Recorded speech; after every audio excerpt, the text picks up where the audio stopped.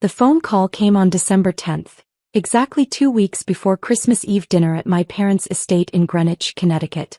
"Rachel, we need to talk about the holidays," Mom said, her voice carrying that particular tone she reserved for uncomfortable conversations. Not angry. Not sad. Just diplomatic. I was in my office at the time, reviewing third-quarter projections for my company's enterprise clients. I put my pen down. "What's wrong?" "Nothing's wrong, sweetheart. It's just that this year is special.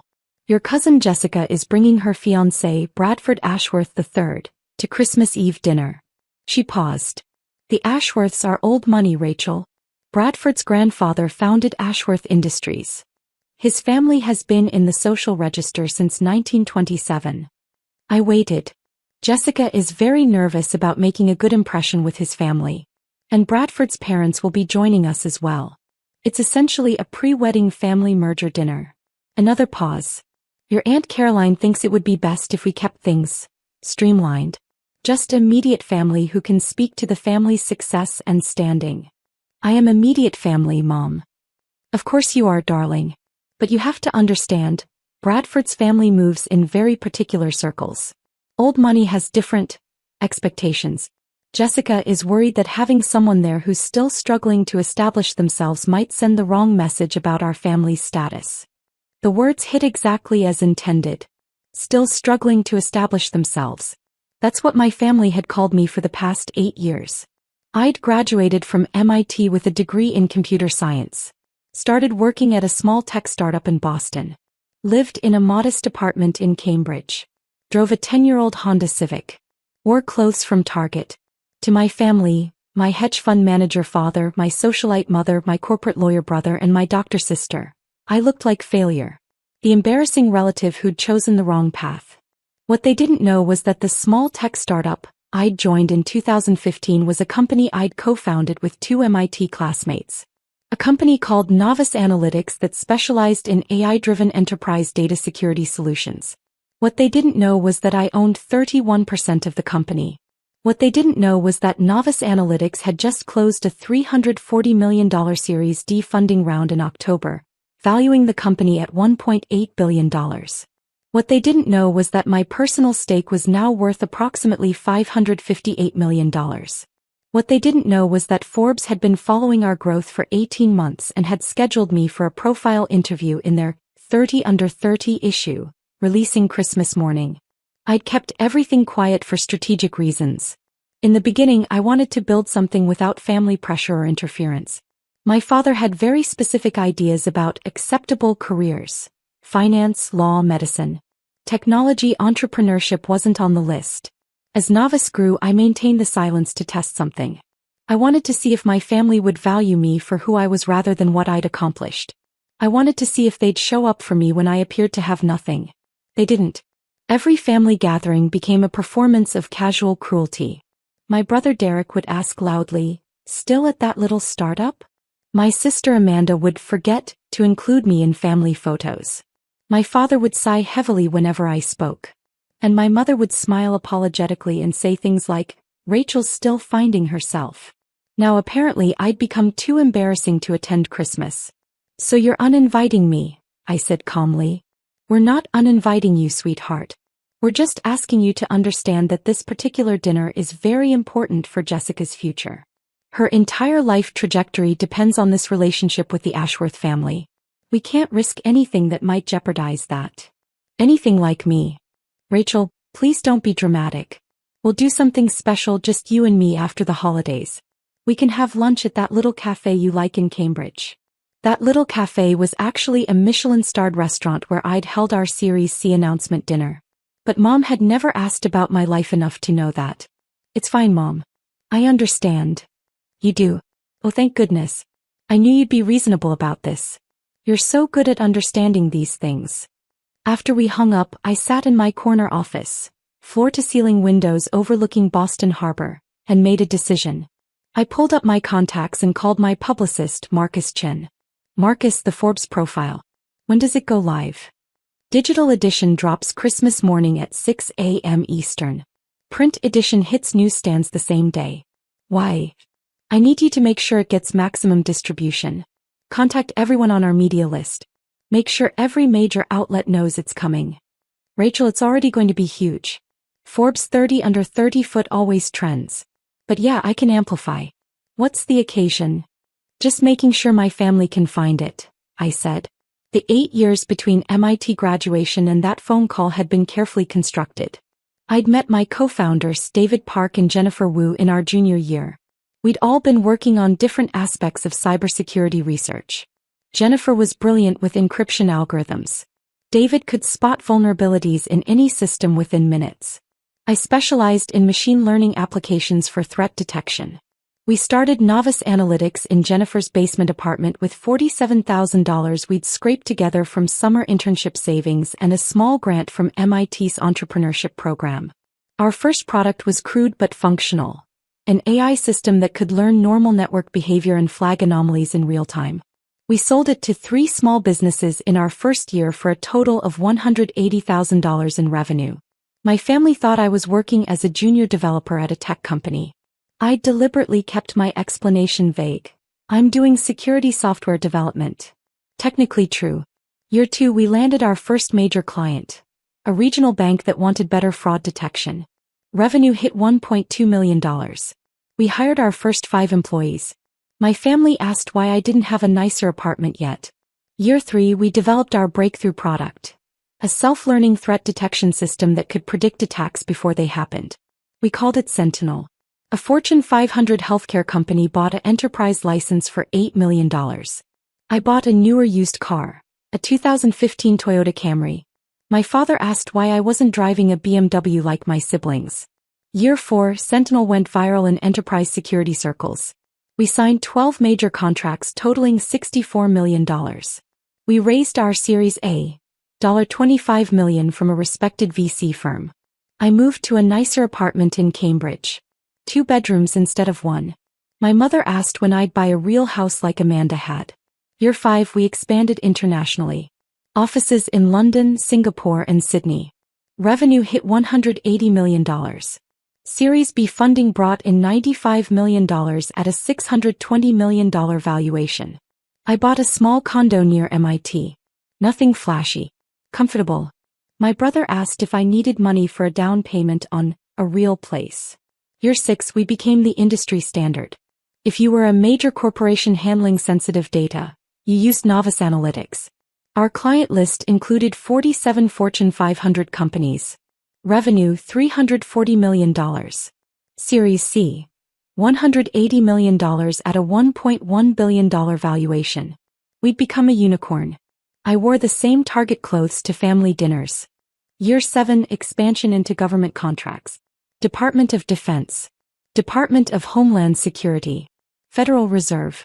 Revenue exceeded $500 million. The company everyone in tech was watching. I still drove the Camry. Year 8, October 2023. Series D closed. $340 million at $1.8 billion valuation. We were preparing for IPO discussions in 2024.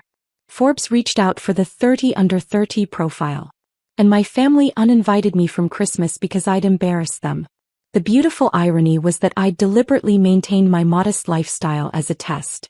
I wanted to see if my family loved Rachel the person or Rachel the achievement. I wanted to know if they'd show up when I appeared to have nothing. Every dismissive comment, every casual cruelty, every forgotten invitation had been noted, recorded, saved. I wasn't hiding my success. I was watching who deserved to share it. The Forbes interview happened on December 15th, 5 days after my mother's call. The journalist, Catherine Morrison, met me at Novice headquarters. Our office occupied 4 floors of a renovated industrial building in Boston's Seaport District. Exposed brick floor-to-ceiling windows, collaborative workspaces. We employed 340 people. This is remarkable, Catherine said, looking around the main workspace. How old are you? 29. I'll turn 30 in March.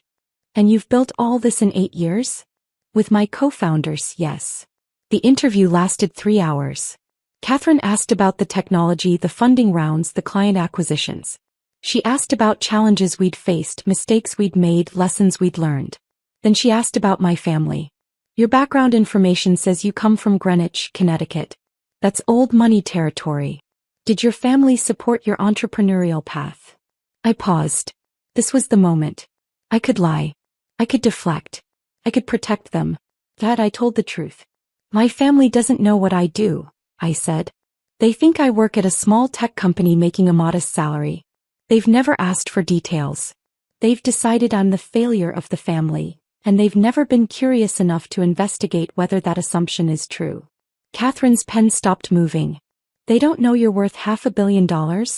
They don't know I co-founded Novice. They don't know my title is Chief Technology Officer.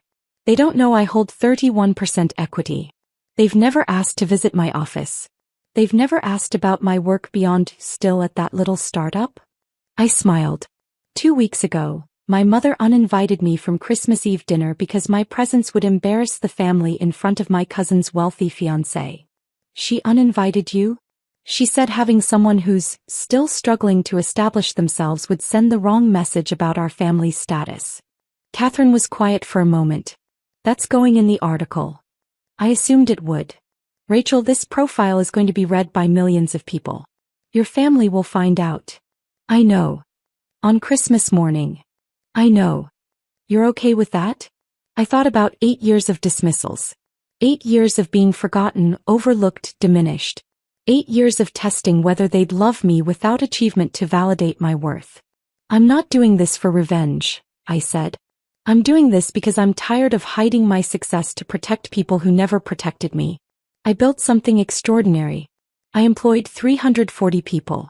I secured data for organizations that protect millions of lives. And I did it while my family was ashamed to include me in a photograph. Catherine nodded. When does this publish? Christmas morning. December 25th, 6 a.m. The days before Christmas I made careful preparations. First I called my lawyer Sarah Vance, who'd handled our corporate work since Series A. Sarah, I need you to prepare something for me. I want a complete documentation package of my equity stake in Novice, my role as CTO and the company's current valuation. Official letterhead, all signatures, everything legally binding. Is there a problem? No problem. I'm just going to need proof of something very soon, and I want ironclad documentation. I'll have it ready by December 23rd. Second, I called Marcus. The Forbes piece is going to create chaos in my personal life, I said. I need you to prepare a statement I can release if necessary. Something brief about maintaining privacy while building the company, something about family dynamics being complicated, something that protects my co-founders and employees from the drama. Consider it done. Want me to brief the team about potential incoming? Yes. Christmas Day is going to be busy. Third, I called my co-founders for a video meeting. Listen, you both know I've kept my family at arm's length from Novice. That's about to change in a very public way. The Forbes profile reveals that my family doesn't know about my role here. It might create some media interest in that angle. I want you both to be prepared. David laughed. Rachel, we've got your back. Your family has no idea what they missed out on. Let them find out with the rest of the world. Jennifer was more thoughtful. Are you sure you want to do this? Once it's public, you can't take it back. I'm sure. I've spent 8 years being small to make them comfortable. I'm done. Finally, on December 23rd, I did something I'd never done before. I went shopping. I bought a dress. A midnight blue silk dress from a designer boutique in Boston. Cost $3,800. I bought shoes to match. I bought jewelry, simple, elegant, expensive. I got my hair professionally styled. For 8 years I dressed down. Dressed modest. Dressed forgettable. For Christmas I was going to dress like the CTO of a $1.8 billion company. Because even though I wasn't invited to my family's dinner, I had somewhere else to be. Marcus had arranged something perfect. On Christmas evening, there was a holiday gala at the Four Seasons Boston, a charity event for tech industry leaders benefiting STEM education programs. The guest list included CEOs, venture capitalists, and several Forbes journalists, including Catherine Morrison. I RSVP'd yes. If my family was going to celebrate Christmas with old money, I'd celebrate with new money. The money that built things, changed industries, and employed thousands. On Christmas Eve, I spent the evening alone in my condo. Ordered takeout. Watched classic movies. Checked my phone periodically. Nothing from my family. No Merry Christmas Eve text. No wish you were here message. No acknowledgement at all. At midnight I checked the Forbes website. The article wasn't live yet. 6 more hours. I went to bed. My phone started vibrating at 6:02 a.m. The Forbes digital edition had gone live at 6 a.m., exactly as scheduled. By 6:02 the notifications were already cascading. LinkedIn, 47 new connection requests. Email, 83 new messages. Twitter, my mentions were exploding. Text messages from colleagues, congratulations. Why didn't you tell us? Holy shit, Rachel. I made coffee and opened the Forbes article on my laptop. The headline read, "The Secret Billionaire, How Rachel Morrison Built a $1.8 billion Empire While Her Family Thought She Was Failing." The photo was perfect. Me in our offices standing in front of floor-to-ceiling windows overlooking Boston Harbor, wearing my typical modest outfit, smiling calmly. The contrast between the humble appearance and the billion-dollar backdrop was striking. Catherine's article was brilliant. She detailed Novice's rise, our technology, our client list, our funding rounds. She included quotes from our investors, our clients, even from David and Jennifer. And then around paragraph 12 she included my family story. Morrison comes from wealth. Her father is a successful hedge fund manager in Greenwich, Connecticut. Her siblings are established in law and medicine. But her family doesn't know about her success. They think I work at a small tech company, Morrison explained. They've decided I'm the family failure, and they've never been curious enough to investigate whether that's true. 2 weeks before this interview, Morrison's mother uninvited her from the family's Christmas Eve dinner, explaining that her presence would embarrass the family in front of relatives bringing wealthy connections to the gathering. Having someone who's still struggling to establish themselves would send the wrong message, her mother reportedly said. Morrison, whose personal net worth exceeds $550 million, took the news calmly. I've spent 8 years testing whether my family would value me without achievement to validate my worth, she said. They didn't. The article continued with business details, technology insights, and future projections. But that section, those 3 paragraphs, were already being screenshot and shared across social media. By 7 a.m., Rachel Morrison was trending on Twitter. By 8 a.m. my phone rang. I let it go to voicemail. It rang again immediately. That voicemail. Derek called. Amanda called. Aunt Caroline called. I turned off my phone and went for a run. When I returned at 10 a.m. I turned my phone back on. 127 missed calls. 286 text messages. I scrolled through them. Mom, 6:15 a.m. Rachel, call me immediately. Mom, 6:22 a.m. Rachel, this is not funny, call me right now. Mom, 6:45 a.m. Everyone is asking me about Forbes, I don't understand what's happening. Dad, 7:03 a.m. Rachel, we need to talk about this article. Call me. Derek, 7:18 a.m. What the actual fuck, Rachel? Amanda, 7:34 a.m. Is this real? Are you really a billionaire? Aunt Caroline, 8:12 a.m. Jessica is devastated. The Ashworths saw the article. We need to talk. I made more coffee. Checked social media. The story had gone completely viral. Tech Twitter was celebrating. Business journalists were requesting interviews. My LinkedIn had crashed from connection requests. And then at 11:30 a.m. my doorbell rang. I checked the security camera. My entire family stood in the hallway. Mom, Dad, Derek, Amanda. All dressed in Christmas finery, clearly having left their celebration to drive to Cambridge. I opened the door. Rachel. Mom rushed forward, arms outstretched for a hug. I stepped back. Merry Christmas. Merry Christmas, sweetheart. We had to come see you immediately when we saw the Forbes article. We couldn't believe, why didn't you tell us? They crowded into my modest condo. The same condo Amanda had once called depressing. The same place Derek had offered to help me upgrade from. Dad was staring at me like he'd never seen me before. Rachel, this article says you own 31% of a company worth $1.8 billion. That's correct.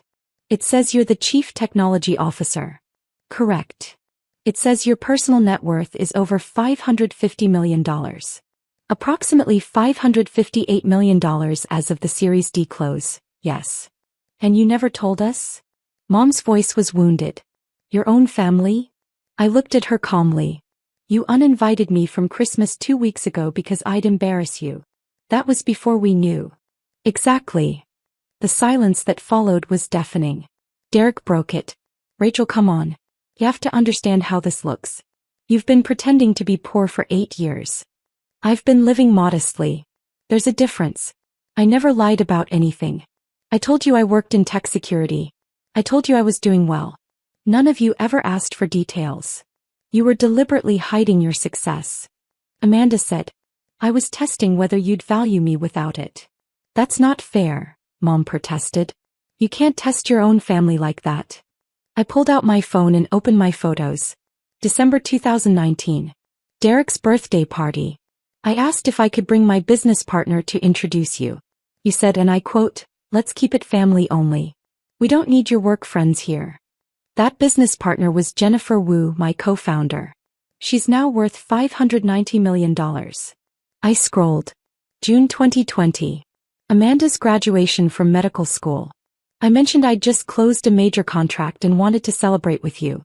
Dad said, that's nice, honey, and changed the subject to Amanda's residency offers. That contract was $8 million from a Fortune 100 company. I scrolled again. November 2021. Thanksgiving.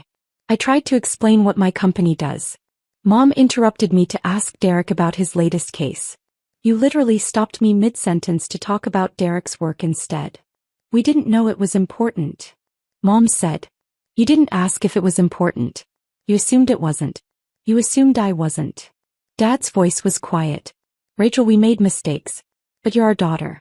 We love you. You love the daughter who's worth $558 million. 2 weeks ago, you didn't love me enough to include me in Christmas dinner. That was a misunderstanding, Aunt Caroline said, stepping forward. She'd been silent until now. Jessica was nervous about the Ashworths, and we thought. You thought having your poor, struggling relative around would embarrass you. You were right. You should be embarrassed. Not because of me. Because of how you treated me. Amanda was crying now. Rachel, please. You're our sister. I've always been your sister. My net worth doesn't change that. But apparently, it's the only thing that makes me worth including. My phone buzzed. A text from Marcus. Wall Street Journal wants interview. CNN wants you for tomorrow. Bloomberg asking for statement. Should I schedule? I looked at my family. I need you all to leave. Rachel, Mom started. No. Please. We're not done talking about this, Dad said. Actually, we are. You're done talking at me about what I should have told you. I'm done explaining why I didn't trust you with the most important thing I've ever built. I walked to the door and opened it. Merry Christmas. Enjoy your dinner with the Ashworths. I'm sure having a daughter worth $500 million will help make the right impression. Mom's face crumpled. That's not fair. Neither was uninviting me from Christmas. They filed out slowly. Derek tried to say something, but I closed the door before he could. I locked it and leaned against it, breathing heavily. My phone rang again. This time it was Jennifer. Rachel. Have you seen Twitter? We're trending #1 worldwide. I saw. Are you okay? The family stuff in the article. That was brave. I'm okay. Better than okay, actually. Good. Because Marcus just forwarded me interview requests from every major outlet. You're about to become very, very famous. I smiled. Send me the list. Let's talk about which ones align with our IPO timeline. Now you're thinking like a CEO. Merry Christmas, Rachel. Merry Christmas, Jen. I hung up and walked to my window. Cambridge stretched out below me, decorated with Christmas lights, beautiful and peaceful. My phone buzzed again. Another text from Mom. Please call me. We can fix this. I deleted it. There was nothing to fix. For 8 years I'd given them every opportunity to see me. They'd chosen not to look. Now the whole world was looking. And I was just getting started. The next 48 hours were a masterclass in consequences. Christmas Day evening, I attended the Four Seasons Gala in my midnight blue dress. The moment I walked in, the room shifted. People who'd been circulating stopped. Conversations paused. Catherine Morrison approached immediately, champagne glass in hand. Rachel, you look stunning. How are you holding up? Better than expected. Your family showed up at my door this morning. All of them. And I sent them away. She smiled. Good for you. Come on, there are some people who've been dying to meet you. She introduced me to venture capitalists who'd been courting novice for years, CEOs who wanted to discuss partnerships, journalists requesting interviews. I spent 3 hours networking with people who valued what I'd built, not who my family was. At one point I found myself talking with Margaret Chin, the CEO of a Fortune 50 tech company and one of the most powerful women in business. I read your Forbes profile this morning, she said. The part about your family, that took courage. It was just honesty. Honesty is courage in a world that prefers pretty lies. She paused. My parents didn't speak to me for 2 years after I dropped out of medical school to start my first company. They thought I was throwing my life away. Now they tell everyone they always knew I'd be successful. What did you do? I stayed successful. And I stayed honest about the journey. Eventually they either accept reality or they don't. But you can't build an empire while carrying people who don't believe in you. That conversation stayed with me. December 26th, the story exploded further. Wall Street Journal ran a feature, Tech's Hidden Billionaire, Why Rachel Morrison Kept Her Family in the Dark. Bloomberg covered it.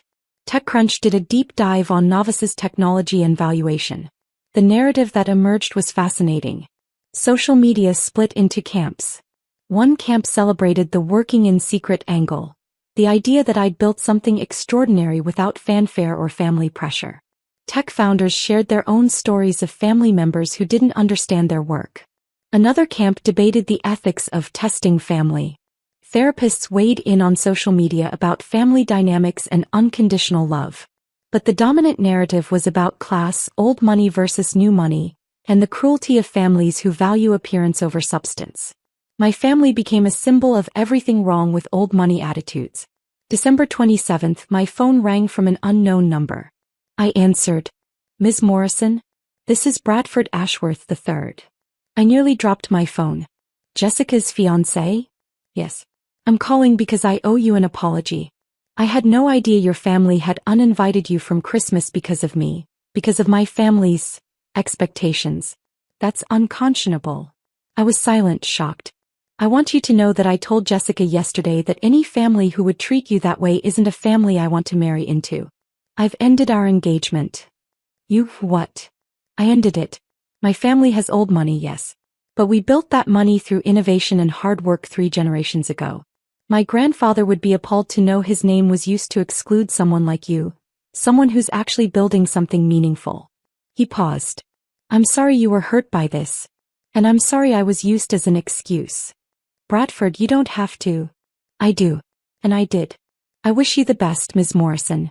I've already instructed my financial team to reach out to Novice about potentially investing in your Series E when the time comes. He hung up. I stared at my phone in disbelief. 30 minutes later, my phone exploded with calls from family members. Aunt Caroline, what did you do? Bradford ended the engagement. Mom, Jessica is devastated. She's saying you ruined her life. Derek, Rachel, you need to fix this. Call Bradford and explain. I turned my phone off again. I didn't ruin Jessica's life. She ruined her own engagement by being part of a family that excluded people based on perceived wealth.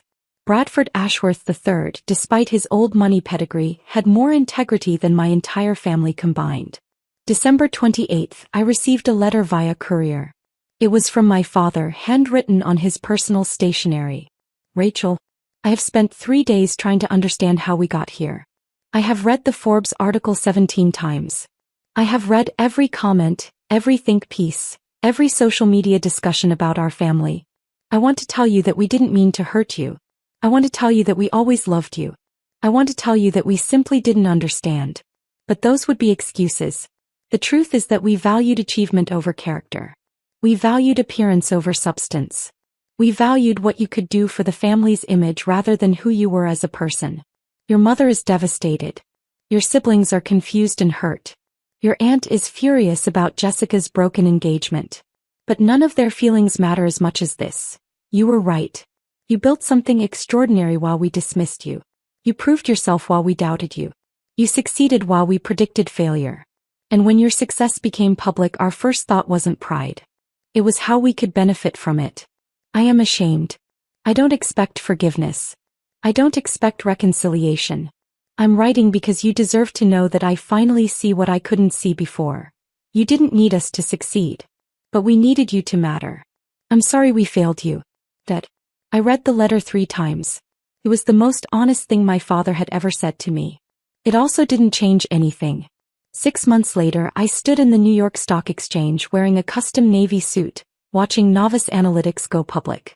The IPO priced at $32 per share, valuing the company at $4.2 billion. My stake was now worth $1.3 billion. Jennifer, David, and I rang the opening bell together. Our 340 employees cheered from the trading floor. Our investors celebrated. Our clients sent congratulations. My family wasn't there. I'd invited them actually. Sent formal invitations through my lawyer in March.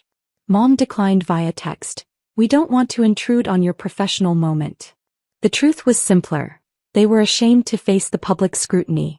After the Forbes article went viral, our family dynamics had become a case study in business schools, psychology courses, and family therapy sessions. The Morrison family case was taught at Harvard Business School as an example of how families can damage high-performing members through exclusion and dismissal. My mother couldn't attend a charity luncheon in Greenwich without someone asking about that Forbes article. My father had resigned from 2 boards when members kept bringing it up. Derek and Amanda had both reached out several times. Derek apologized genuinely. Amanda sent long emails about family therapy and healing. I'd responded politely but maintained distance. The person who surprised me most was Jessica.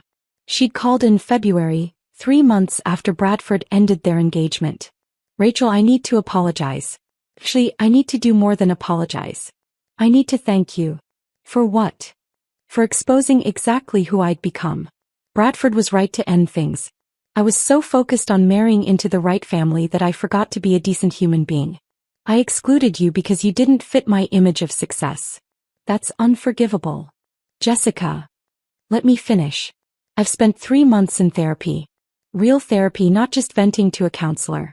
I'm learning that I constructed my entire life around other people's approval.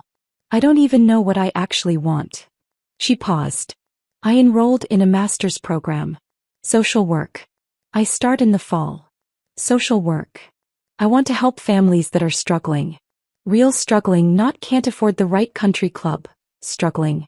I want to do something that matters. We'd met for coffee after that. Started rebuilding something, not the cousin relationship we'd had before, but something more honest. Now at the NYSE watching our stock ticker, envious, flash on screens, my phone buzzed. Jessica, watching the live stream. So proud of you. You did this. Bradford Ashworth 3. Congratulations, Ms. Morrison. Told you we'd invest in Series E. Looking forward to our partnership. Marcus, stock up 34% in first hour. You're officially a billionaire. How does it feel? I looked around the trading floor. At Jennifer, who'd believed in our technology from day one. At David, who'd debugged code at 3 a.m. in Jennifer's basement. At our employees who'd built this company into something that mattered. I thought about my family, absent but finally honest about why. I thought about 8 years of testing, watching, building in secret while being dismissed as a failure.